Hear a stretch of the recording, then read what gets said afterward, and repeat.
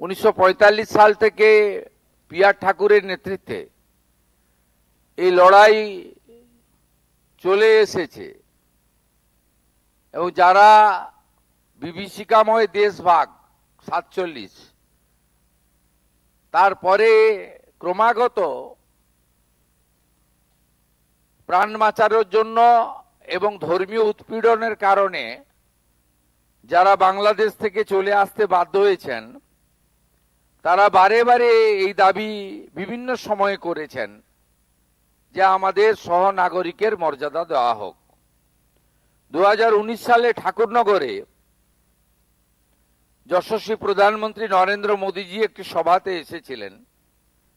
তিনি বলেছিলেন, জনতা জনার্দন যদি আমাকে আনে আমি সিএ আইন আনব।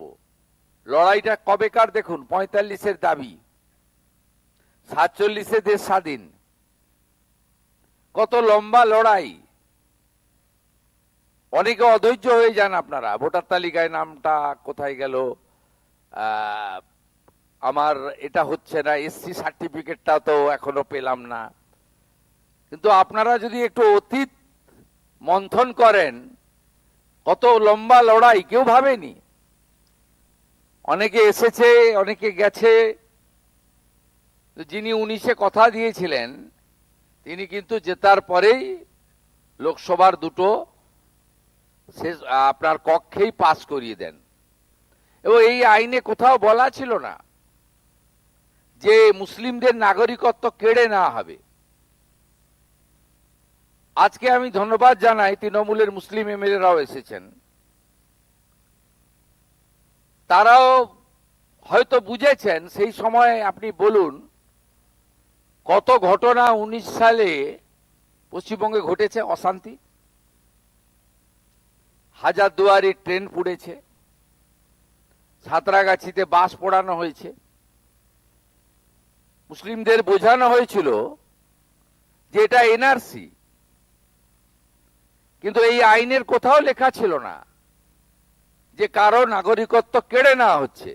এই আইনে লেখা ছিল যে যারা ধর্মীয় সংখ্যালঘু তারা আফগানিস্তান, পাকিস্তান, বাংলাদেশ থেকে ভারতে যারা এসেছেন 2014 সালের 31শে ডিসেম্বর পর্যন্ত তাদেরকে ভারত সরকার সহ নাগরিকত্বের মর্যাদা দেবে।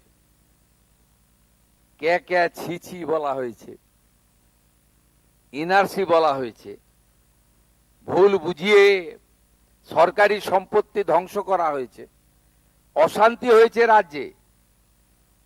লম্বা তালিকা, আমি পড়তে শুরু করলে 40 মিনিট লাগবে। তৎকালীন মুখ্যমন্ত্রী নিজে মিছিল করেছেন সিটির মোড় থেকে শ্যামবাজার পাঁচমাথার মোড় এই সিএ এর বিরুদ্ধে। অথচ আজকে উনার দলের যারা সমর্থক তারাও এখন এসআইআর হওয়ার আগে পরে অ্যাপ্লাই করেছেন, কিছু জন পেয়েওছেন। এভাবে তো হয় না। সরকার তো নীতি তৈরি করে সকলের জন্য, কোন একটা নির্দিষ্ট দলের জন্য, ব্যক্তির জন্য নীতি তৈরি হয় না। 2024 সালে তারপরে মাঝখানে বলা হলো যে আইন তো হয়েছে, কার্যকর তো হচ্ছে না। বলা হলো প্রধানমন্ত্রী এবং আমরা জুমলা, মানে মিথ্যা প্রচার করি। হিন্দিতে জুমলা বলে, বাংলায় মিথ্যা। অনেকে বিভ্রান্ত হলেন। হ্যাঁ, সত্যি তাই তো। 19-এর আইন 20 গেল, 21 গেল, 22 গেল, 23 গেল, কার্যকর হয় না কেন? প্রথমত স্বরাষ্ট্রমন্ত্রী একবার এসেছিলেন, ওখানে আমি সঙ্গে ছিলাম ঠাকুরনগরে। তিনি বলেছেন কোভিডের জন্য করতে পারিনি। 20-21 2 সাল কোভিড ছিল, ভ্যাকসিনেশন চলছিল, বলে এগুলো কমপ্লিট হয়ে যাক, করে দেবো। রুল মানে আইনের পরে রুল বের করতে হয়। ঠিক 2024 সালে 6 মার্চ ভারতের স্বরাষ্ট্র দপ্তর রুল জারি করে দিল। রুল জারি যেই হয়ে গেল, তখন আগে যারা পশ্চিমবঙ্গে শাসক ছিলেন, যারা সিএ এর বিরোধিতা করেছেন, সিএ কে এনআরসি বলেছেন, মুসলিমদের ভুল বুঝিয়ে খেপিয়েছেন সিদ্দিকুল্লাহ চৌধুরীর নেতৃত্বে,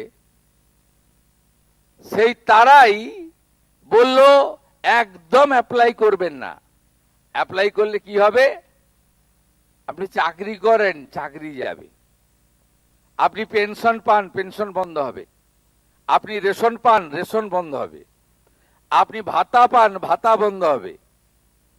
আপনার ছেলে মেয়ে স্কুলে যায়, স্কুলে যাওয়া বন্ধ হবে। তখন আপনাদের মধ্যে একটা বড় অংশ ভাবলো সরকার বাহাদুর বলছেন, তাই আমরা আবেদন করব না। আমরা যত বলি আবেদন করুন, বলছে না আবেদন করব না। বার্ধক্য ভাতা, বিধবা ভাতা, লক্ষ্মী ভান্ডার, চাকরি বাকরি, স্কলারশিপ, হ্যানা তেনা, রেশন সব বন্ধ হয়ে যাবে। সরকার যখন বলে, তোর মানুষ সাধারণ ভাবে বিরোধীদের কথা শোনে না, সরকারের কথা শোনে, মুখ্যমন্ত্রীর কথা শোনে। তা শুনলো, আবেদন টাবেদন খুব কম সংখ্যায় হলো। যেই ভোটার তালিকার এসআইআর শুরু হলো, তখন উনারাই মুখে না বললেও ভিতরে ভিতরে বললেন, রানাঘাট, বনগাঁ, বারাসাতে আবেদন করে দেন, আবেদন করে দেন, আবেদন করে দেন, এছাড়া কোনো বিকল্প রাস্তা নেই। এ তো একটা মিথ্যার উপরে দাঁড়িয়ে এত বড় অধিকার, এই অধিকার থেকে আপনাদেরকে বঞ্চিত করা হয়েছে।